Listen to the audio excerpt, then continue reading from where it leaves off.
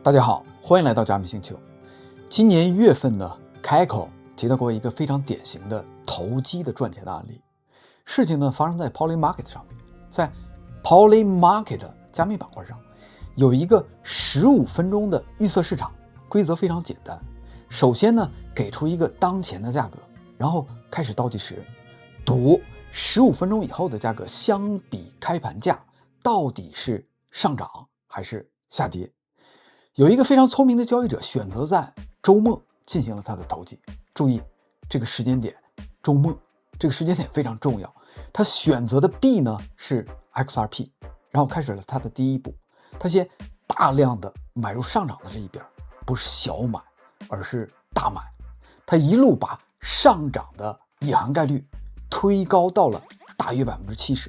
但奇怪的是，在最后的几分钟里边 ，XRP 的现货的价格其实还是在下跌的，甚至比开盘价还低了 0.3%。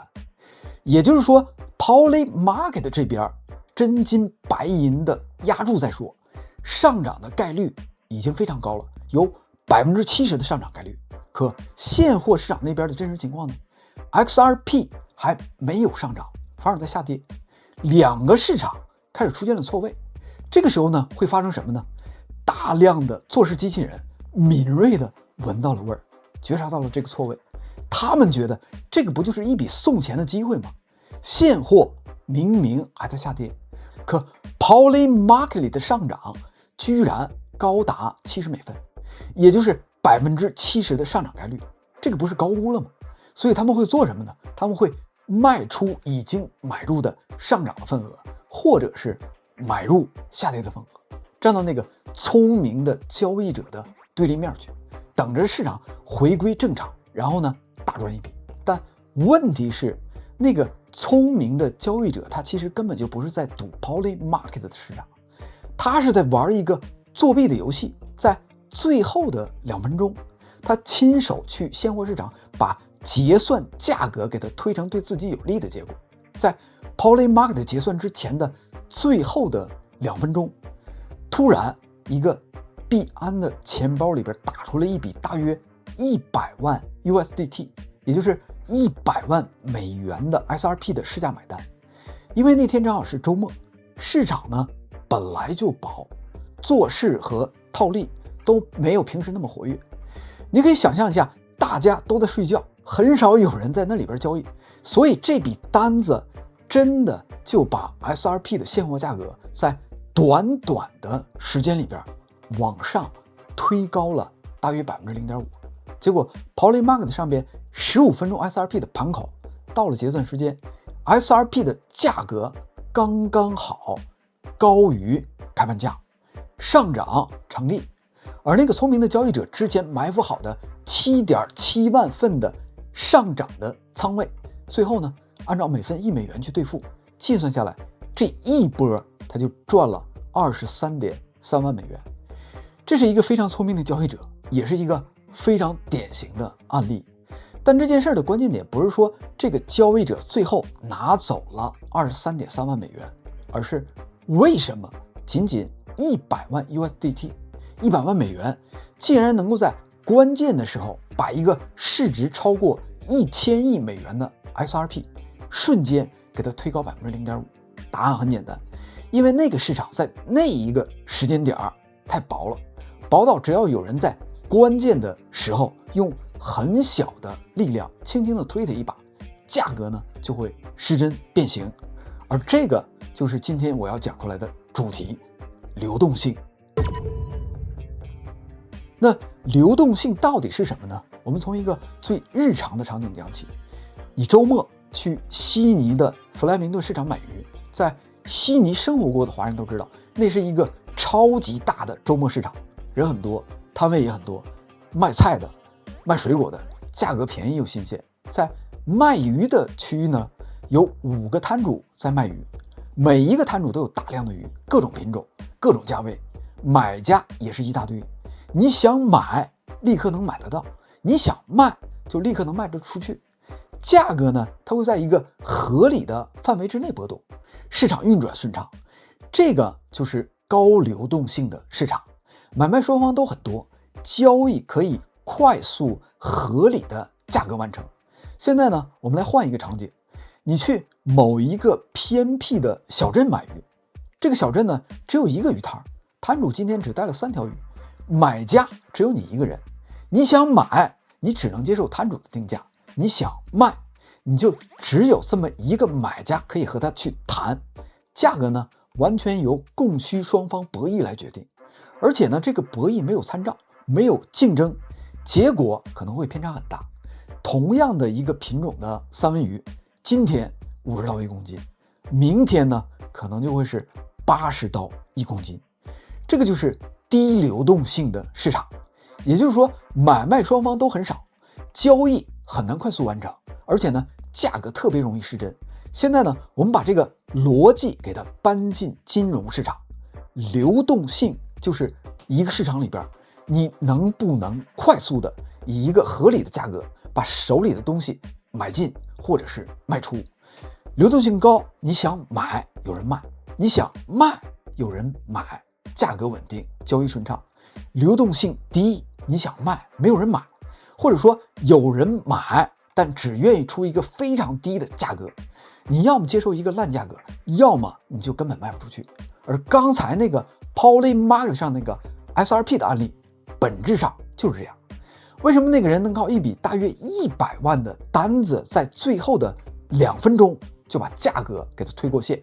不是因为100万有多夸张，而是因为在那个市场里边，在那个时间点，它就像那个偏僻小镇的鱼摊，货不多，人也不多，接盘的人也不多，所以平时看起来挂在那里边的价格其实没有你想象当中的那么可靠。只要有人在关键的时刻给它推一把，价格就会变形。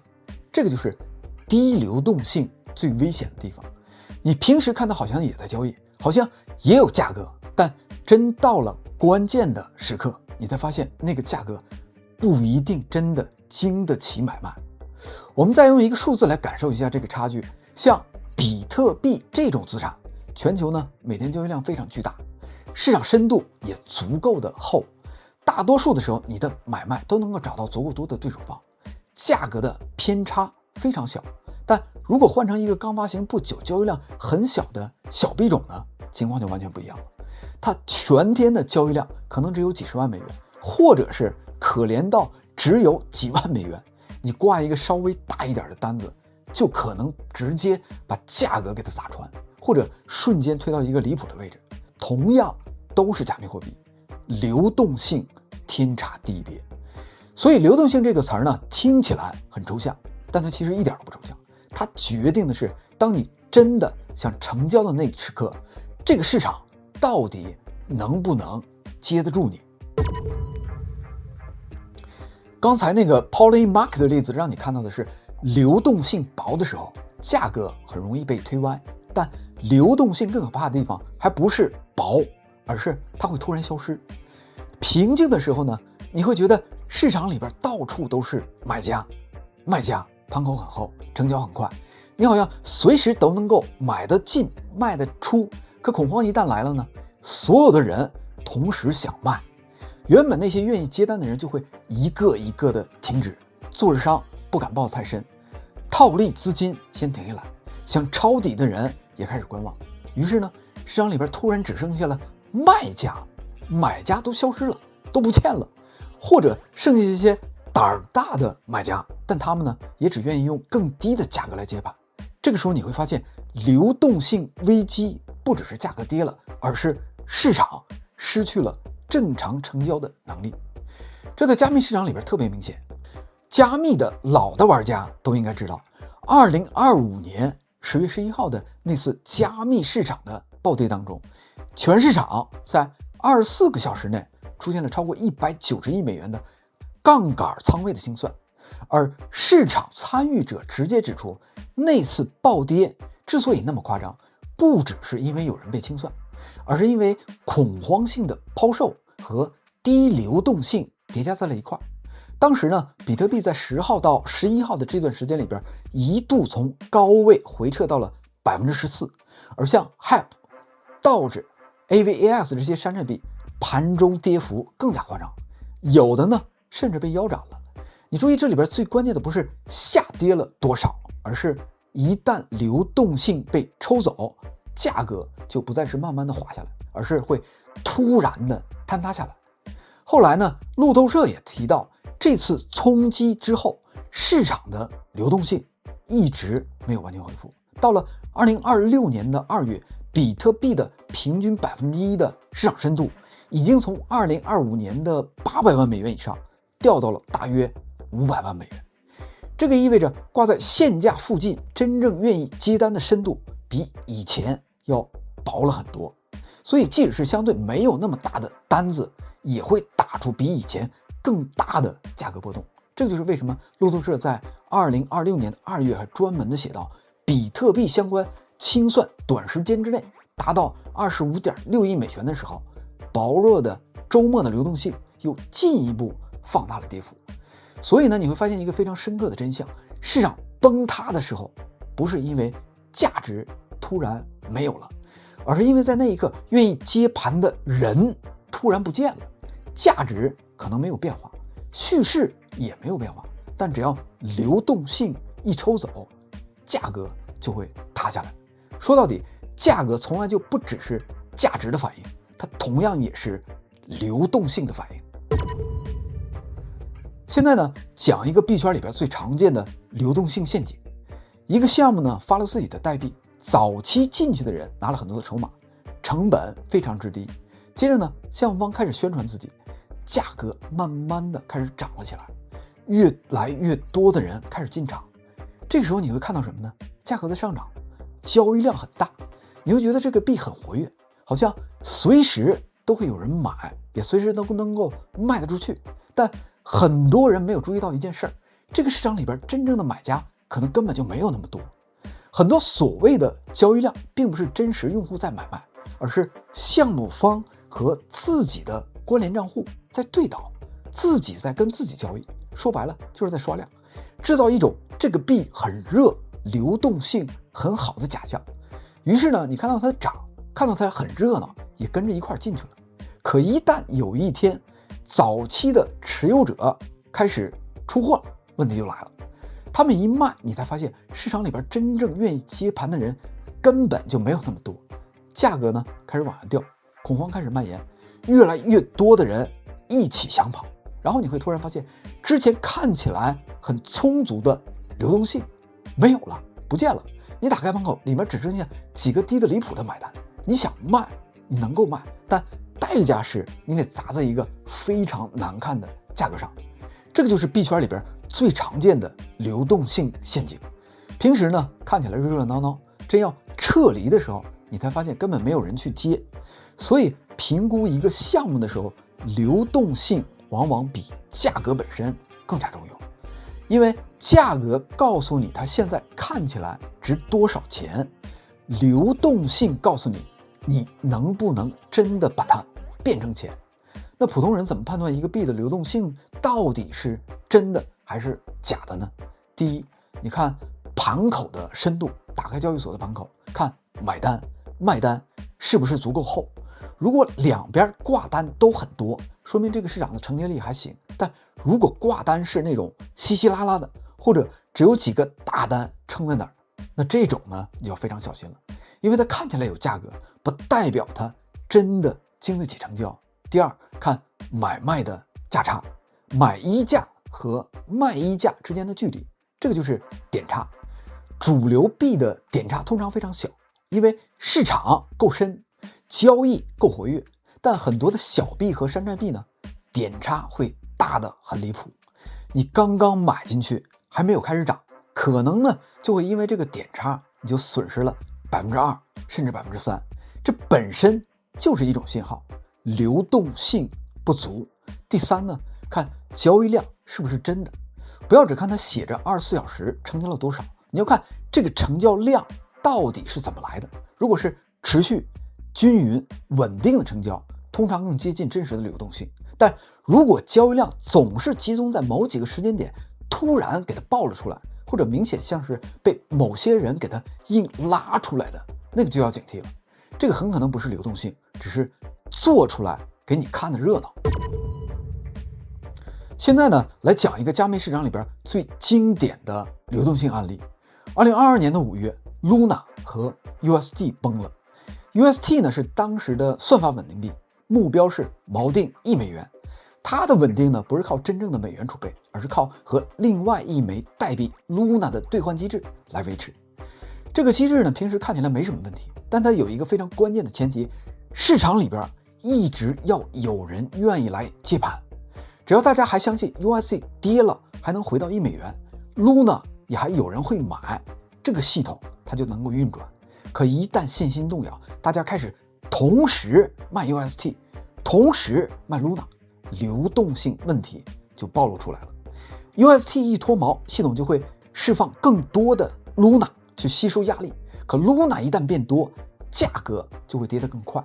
Luna 越跌，大家越不相信 UST 能够回到$1，然后呢，更多人继续跑，这个就变成了一场流动性的死亡螺旋。最后，短短的几天之内 ，UST 跌到远离$1，Luna 几乎归零，整个泰弱的生态蒸发了大约400亿美元。Luna 的这个故事最残酷的地方在于，它平时看起来非常稳，但不是因为它真的稳，而是因为还没有人集体的往外逃跑。可一旦所有人同时想退出，你才会发现所谓的稳定本质上也还是流动性。讲到这里呢，你会发现流动性最特别的地方在于它平时很容易被忽略。行情好的时候呢，你买得进去，卖得出来，价格也很合理，你根本不会特别去想它。